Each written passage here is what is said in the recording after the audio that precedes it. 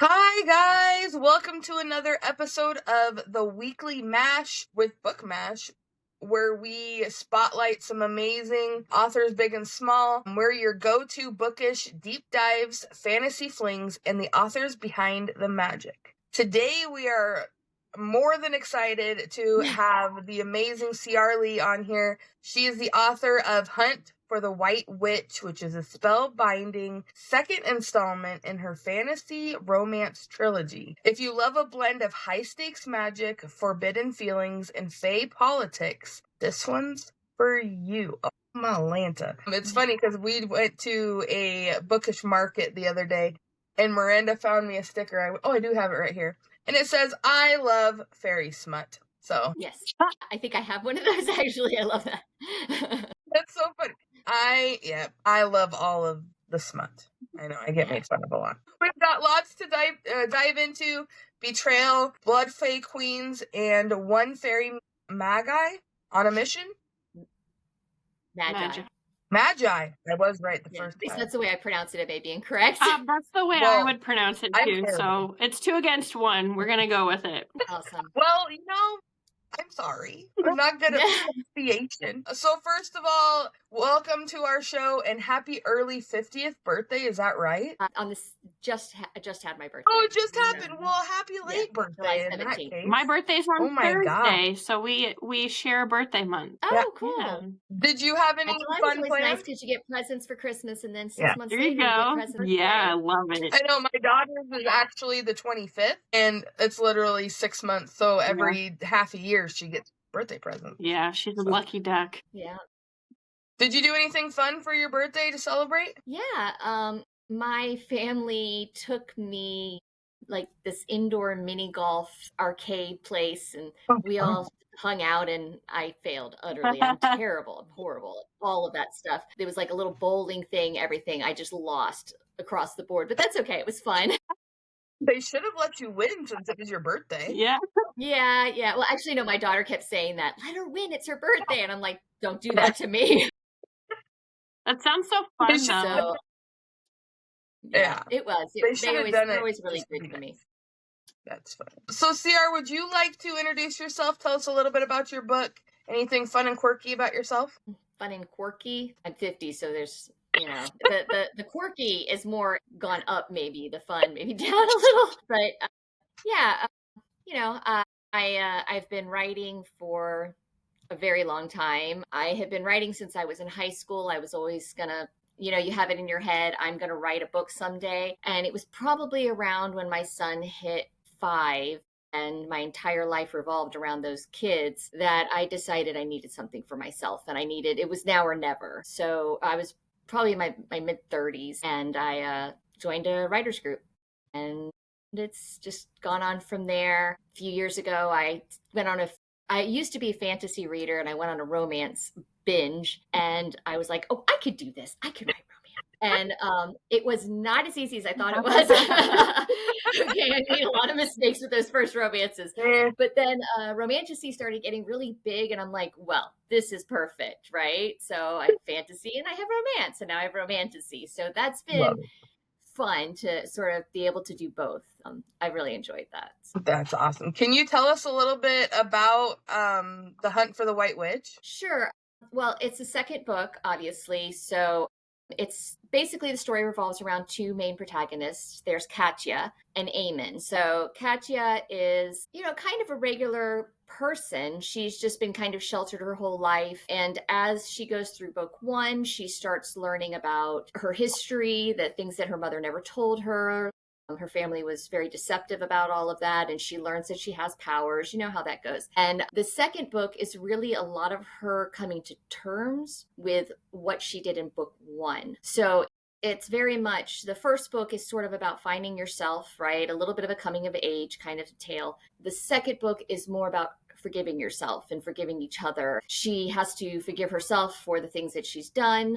Even if she did them in order to save herself, she still has this guilt weighing down on her. And then she also has to forgive Eamon, because Eamon, he lied to her just a little bit in book 1. We're not going to talk about that. But he's my favorite. Like, she was sort of my first protagonist, my main person I came up with. But I love him because he's got my sarcastic sense of humor. So I can't help but, even though it's like a dark fantasy romance, I have to put humor in there. I just can't help it. It's like, it's the way my brain works. It's all very sarcastic and very dry, but he's perfect for that. So it's been a lot of fun to write. So, but yeah, this whole thing, the first book, they're basically, I'm trying to think of how I want to say this without giving anything away.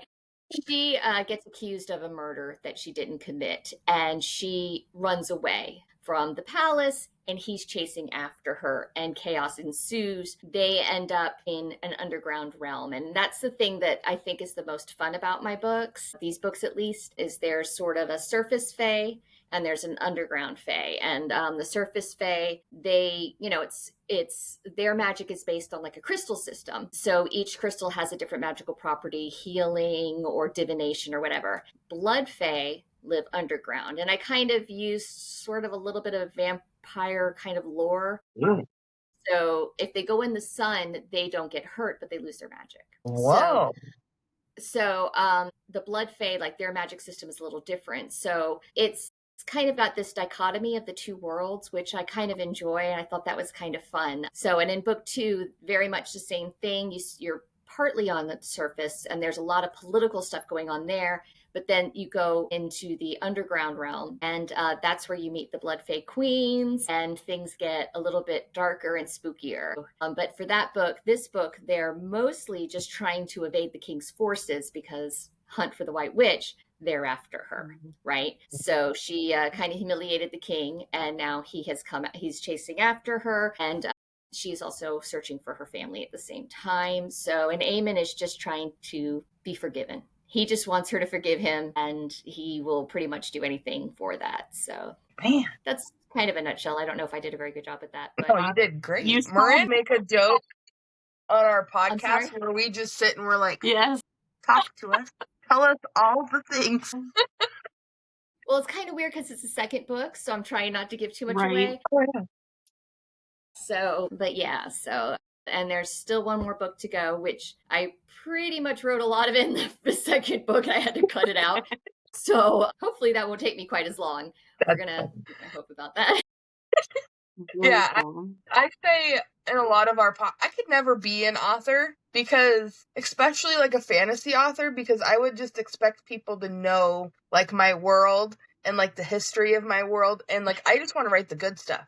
I don't want to write the world building or the character building. Like, I just want to write the nitty gritty. I'm like that a lot too. I actually, halfway through my first book, I had to stop and go back and fix the world building because like I was just kind of rolling with it, Yeah. And I realized, wait, this isn't working. I got to figure this out now. And I had to sit down and really work out the world building and kind of go back and restructure things. Sometimes I have to get started first to kind of find my way in a book. So that's kind of how the first one was. But yeah, I'm very much that way. I also really, really can't stand it when books spend an eternity explaining all the world building in the beginning. So I'll try really hard to keep it, small and part of action and, try to do it quick because I don't have the patience for that. Yeah. As a reader. It's nice when it's integrated into the storyline. Yeah. So that you're learning about the world as you're learning the plot at the same time. I really like it when it's seamless like that instead of having this big chunk where you're like, oh, okay, this is this and this is that. No, we want to know like what the story is. Come on, get in there.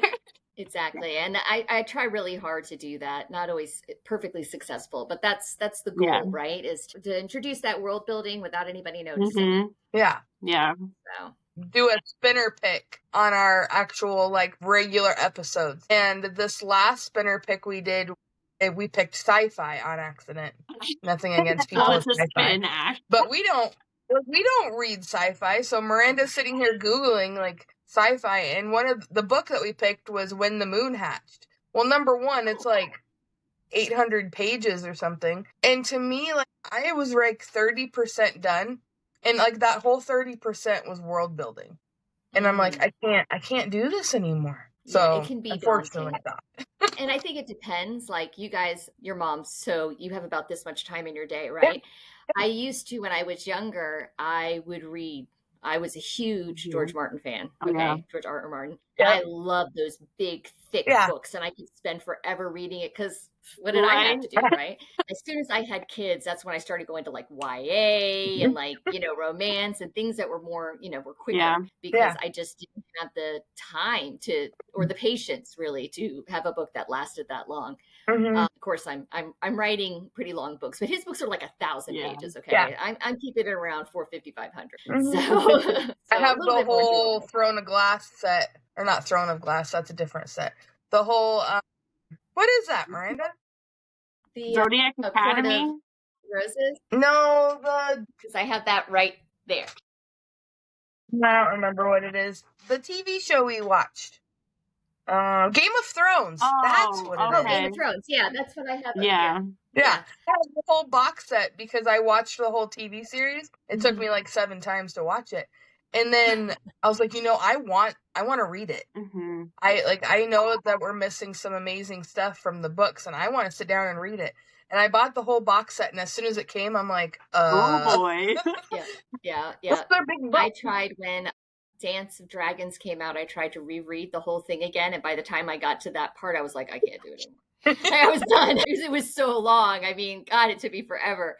The writing is so just masterful. His writing is so good. Down there, it's not moving anytime soon, but I have to prepare for that. I haven't tried to jump into those yet. I have the first 4 Outlander books, and I only read the first one. I want to read those. I've heard wonderful things. I have not read It's those. really good. I just haven't, because I know when I start again, I'll want to continue, and there's so many that I just haven't jumped into it. Yeah, it could be daunting. Yeah.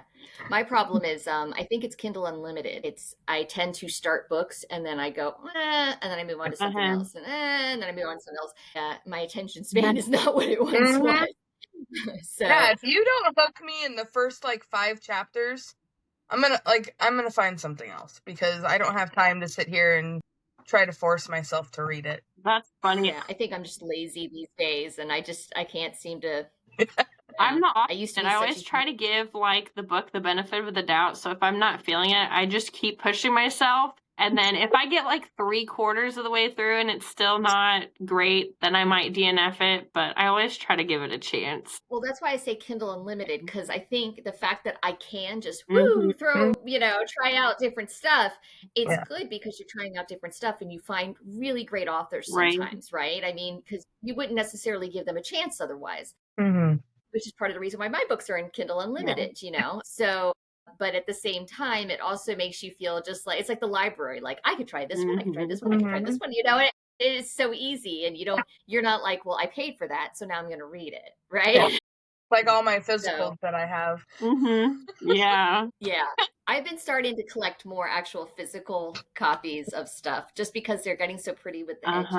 I really want to do that with my books. Yeah. The thing is, I live in a tiny house. And when I first got into reading, my husband was like, okay, you can get books, but you either have to sell them or trade them or donate them when you're all done. So, like, all of my books behind me, I have not read. And I think the only ones I've kept are, like, the ones from authors on our podcast or, like, my Fourth Wing series. Those are the only ones I've kept. And now I get a room for all of my books. So now I'm like, you've expanded. Do I need to get rid of them? I would have a huge array of books if it weren't for the fact that when I was younger and I was broke, I used to sell my books. Yeah. Did that too. So what I have now is basically once I had some money and I never had to sell them again. So it's a lot more limited than it used to be. But yeah, I've been building it up a little bit more lately. Yeah, I'm that same way. I've actually sat and contemplated like, oh my gosh, I had all the Vampire Diaries and I had all the Twilight books and I had so many Melissa De La Cruz books and they're just gone. Why did I do that to myself? Yeah. Sometimes I go back and I'm like, did I sell this? Why did I sell this? Yeah. Seller's remorse. Yeah. I mean, I was a college kid, Exactly. Yep. Those poor books. Okay. You've been writing for like 20 years, which is crazy. That's amazing.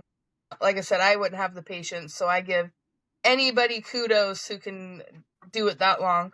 What made you finally take the leap into self-publishing? And was there a specific moment that gave you that push? Honestly, so before I self-published, I actually wrote 2 books. The first one took me 7 years. I'm not going to lie. I had young children and I was working full time and it took me forever. It was a hot mess, totally. The second one was a YA dark fantasy, and I was trying to pitch it during COVID.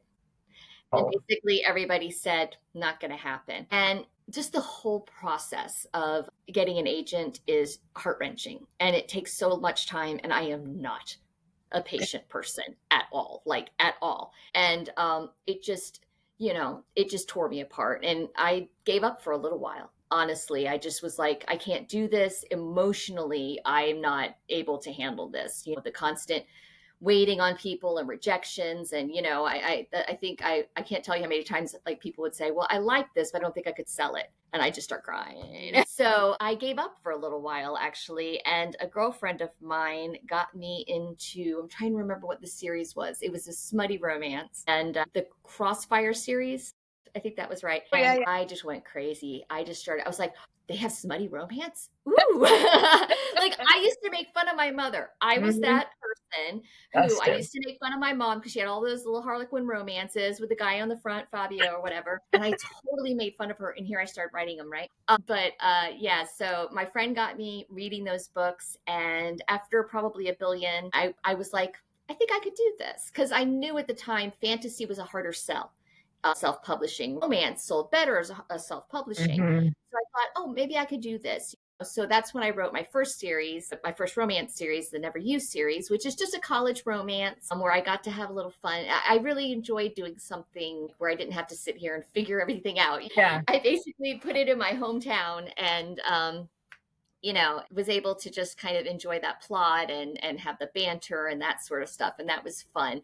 I made some mistakes. It was my first romance. I think they got better. And then obviously I decided to switch here to Romantasy. So, but it's been interesting. It's a lot of work. Oh, yeah. And there are some days where I'm like, really, I just can't do it right now. So, but I can't stop the ideas. Even right now, I have to write book 3 and I have my next series, just poking me in the head. And I don't know how to stop that. So, even if I were to quit, I couldn't stop writing because I have all these stories. Right. Well, and that's the best part about being a self-published author is you don't necessarily have that nagging, you need to have this book 3 done by this time. You cannot work on anything else. So it's nice to have that freedom, the creative freedom especially, to write what you want to write and release it when you want to release it. Yeah, and it's also really nice to be able to determine covers and, the name of the book. And nobody's telling me to change things that I wrote that way. My husband's an artist, so I kind of have an advantage. There you go.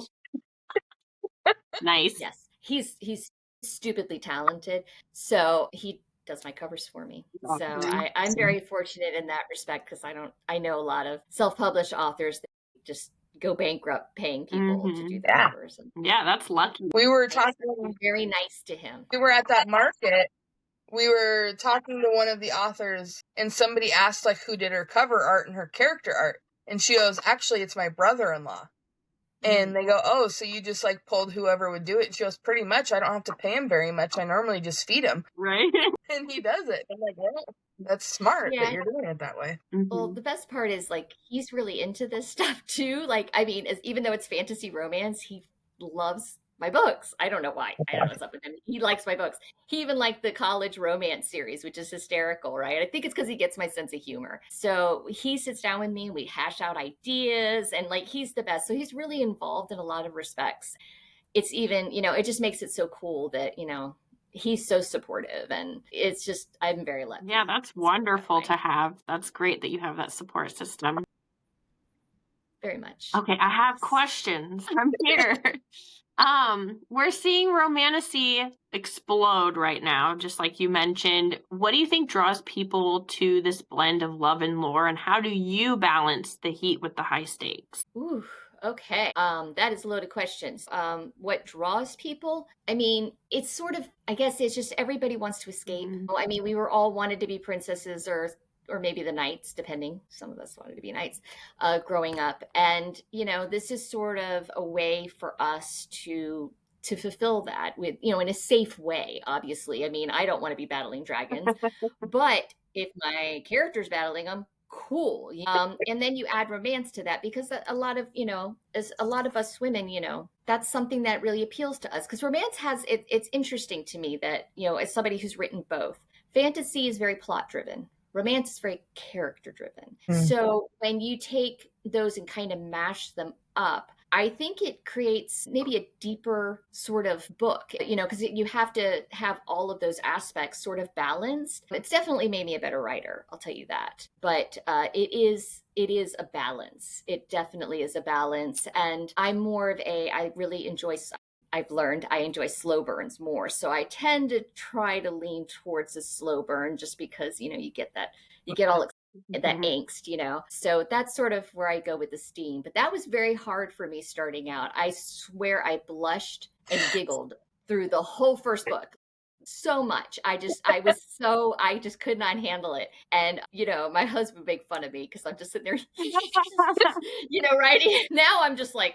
whatever, I just got used to it now, so it's easy now. But yeah, so it is a hard balance, though, trying to maintain like basically two genres that you're trying to sort of meet in the middle. And it's been a challenge for me, but in a good way. I think I was always I've actually was criticized for making my fantasies a little too character driven, so now I think I have an excuse, but I really love getting into the characters' psyches, so it's been fun. But yeah, I think that's a lot of what attracts people, is just that ability to enjoy that fantasy world, but to really, really get into those characters' heads a little bit more, I think. Yeah. So I love that. It's a good explanation. If I were to write, because I'm a dark romance girly, like that's my go-to. Like I read everything, but dark romance always has my heart. And if I wrote dark romance, I would be like, I gotta go into my dark cellar and type this part up, and I'd be using a pen name. But man, I'll sit down and I'll show you what book I'm reading. But to know that I wrote it, like, whew. Well, couldn't do it. And unfortunately, my whole family knows now, because my mom spilled the beans to everybody. So I'm not even I'm like, okay, whatever. It's what it my is. Pen name, useless. Yeah. I said it is what it is. You gotta just go with it now. Hey, she was excited, At least she's supportive, Yeah, definitely. So funny. Okay, so let's talk Hunt for the White Witch, your second book in your trilogy. Your female main character has such a strong, complex character. How did she evolve from book 1 to book 2? And what was it like writing her as a fugitive with a broken heart? Okay. Well, what I really wanted with her character was to have a female character who was strong, not physically. So I didn't want her to try to emulate a male character's strength. I wanted her to emulate like what it means to be a strong female. So, when somebody's attacking her, she is vulnerable. She, especially in the early books, she's vulnerable, she's terrified, but she fights back. She's not just going to lay down and wait for somebody to rescue her, right? And I think that that's something that, as the book goes on, becomes more and more and more where, and that's what I liked about the characters, is that they rescue each other, right? So it's not just him coming in and saving the day all the time. She's saving him, he's saving her, and that's that level of trust that develops, right? But it's very much her starting out as sort of a naive, very, very smart. She speaks multiple languages. She's very, very bright. She's just naive. She's been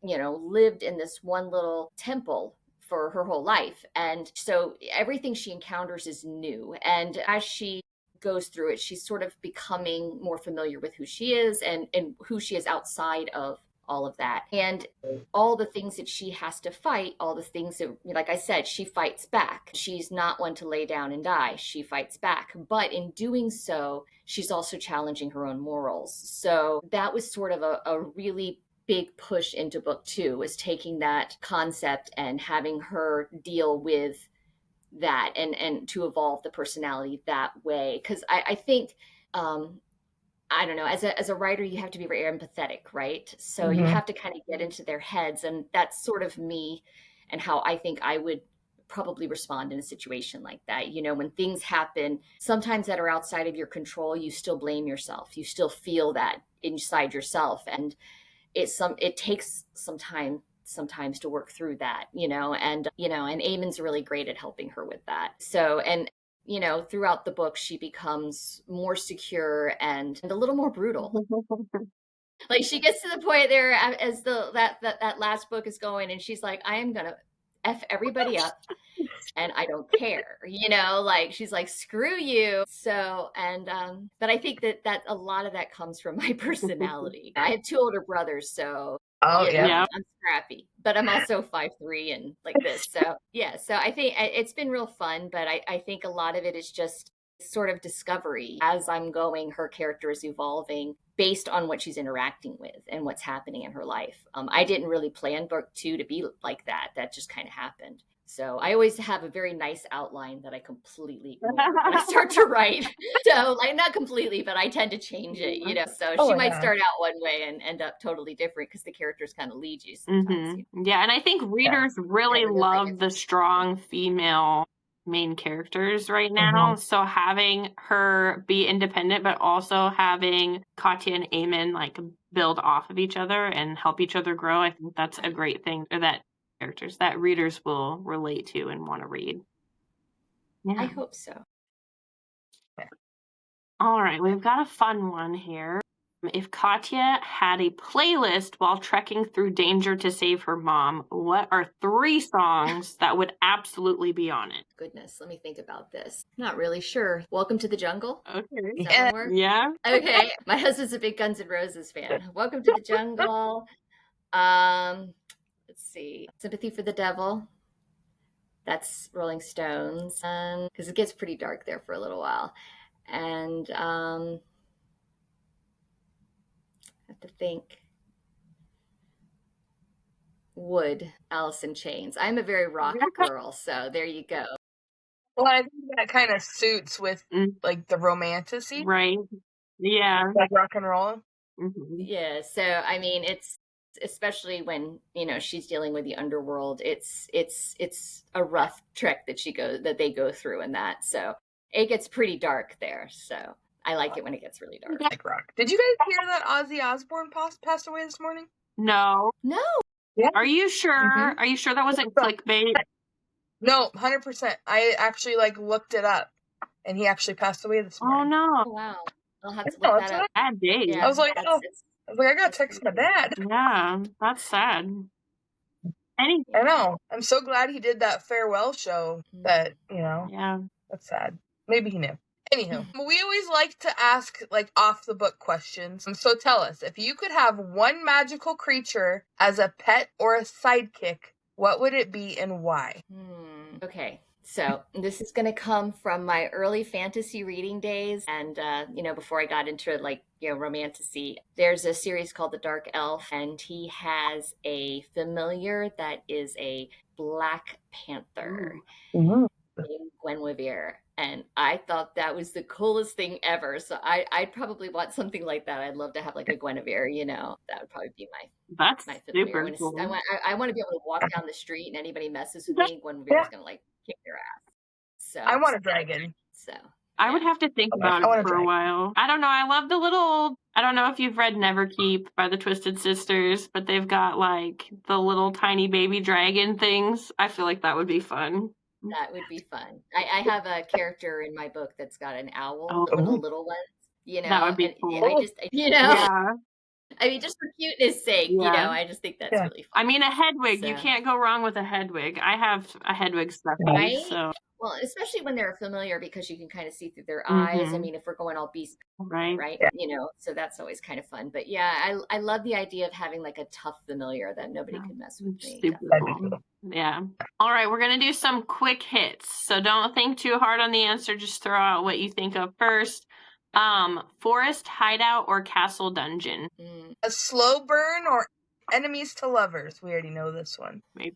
No, but I love enemies to lovers. Me enemies too. to lovers and slow burn. Why can't I do both? You can do both. We'll take both. It's okay. Yeah. I'll do enemies to lovers. I will do enemies to lovers because I really love a good enemy. I like the fighting. Yeah. I love the fighting. It's just Yeah, I agree. Ice magic or fire magic? Oh, fire.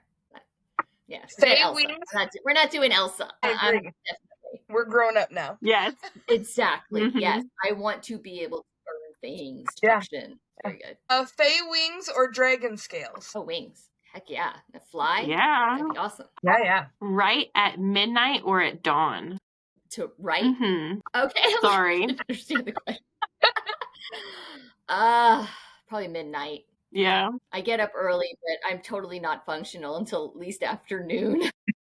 Aren't we all? Everything I try to do before then is completely worthless, but I try. That's all you can do. That's all you can do. Yeah. All right. Well, that wraps up all of our questions. CR Lee, thank you so much for joining us. Hunt for the White Witch. It is out now, so people can read it. You said on Kindle Unlimited. Perfect. Both books all my books are in Kindle Unlimited, actually. Wonderful. And don't forget that it is the second installment, so go ahead and read the first one before you jump into the second one. We will have the link to everything for CR Lee in the comments below for book information, socials, things like that. And don't forget to check out more and updates from our weekly MASH episodes on all of our channels. Thank you for joining us, and we will be back soon with more authors. Thank you. More stories. Thank you. And maybe more magical betrayals. Bye for now. Bye.